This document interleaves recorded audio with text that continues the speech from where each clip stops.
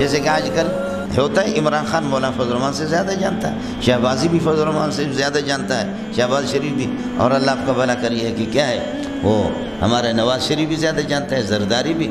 مولانا فضل الرحمان غریب سب سے بڑا جاہل ہے، کچھ فرق پڑ گیا؟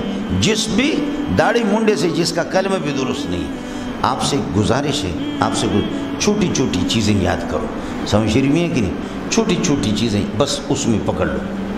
مسلمان کیا ہے بول، بکواس نہ کر، سمجھ شریف میں ہے کہ نہیں؟ کلمہ سنا دے کیا ہے، میں نے بتا دیا، سمجھو۔ ایک آدمی علماء کو گالیاں دے رہا تھا، اب یہ کہ 60-70 سال اس کی عمر ہو گئی، ارب پتی آدمی ہے۔ میں کہتا باقی باتیں چھوڑ، چونکہ میرا عزیز ہے، میں نے کہا یہ بکواس چھوڑ، تو کلمہ سنا۔ کلمہ نہیں سنا سکتا؟ میں نے کہا کلمہ سنا، نہیں سنا سکتا؟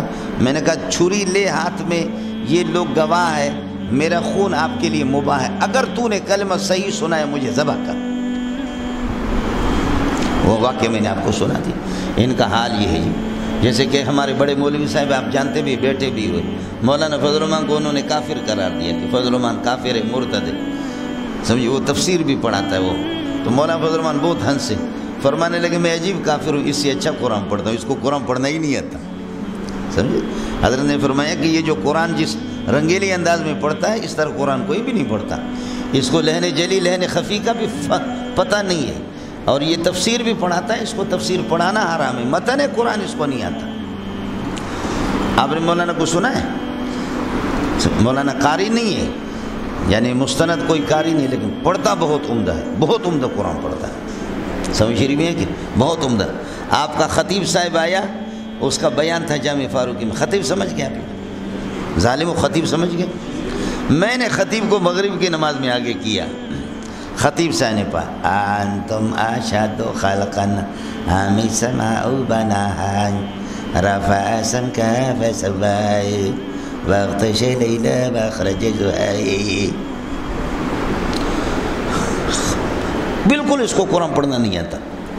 حضرت جی تو قرآن کا بڑا عاشق تھا، مولانا سلیم اللہ خان، مولانا بنوری رحمۃ اللہ علیہ تو قرآن کے بڑے عاشق، قرآن کو جانتے۔ بخدا حضرت جی نے مجھے ذلیل کیا، فرمایا آپ سے کہا گیا تھا طلباء کا اصرار ہے کہ یہ بیان صرف اس کا، نماز میں تو نے کیوں اس کو آگے کیا؟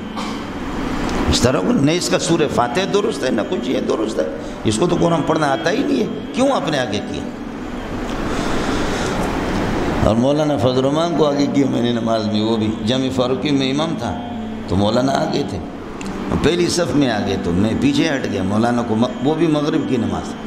مولانا نے سورہ دہر کا پہلا رکوع پڑھا 2 رکعتوں میں، واہ واہ کمال کی، بہترین پڑھا۔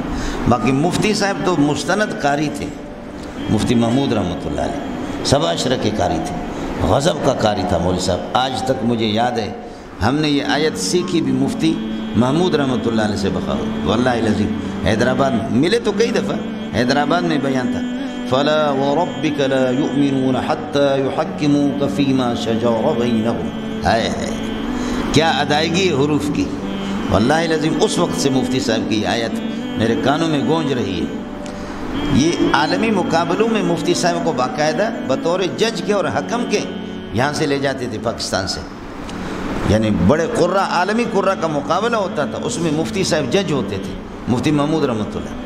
فَلَا وَرَبِّكَ لَا يُؤْمِنُونَ حَتَّى يُحَكِّمُوكَ فِي مَا شَجَرَ بَيْنَهُمْ۔ اب ہمارا بلوچ پٹھان کیا بنے، فَلَا وَرَبِّكَ لَا يُؤْمِنُونَ حَتَّى يُحَكِّمُوكَ فِي مَا شَجَرَ بَيْنَهُمْ، سب غلط ہے، ایک ایک لفظ غلط ہے، ایک ایک لفظ غلط ہے۔ آپ نے دیکھا وہ را کو کس طرح پڑھ رہا ہے، وہ ہاں کو کس طرح پڑھ رہا ہے، وہ چھوٹے کاف کو کس طرح پڑھ رہا ہے، کمال کر رہا ہے۔ کمزوریاں کوتاہیاں ہوتی ہیں۔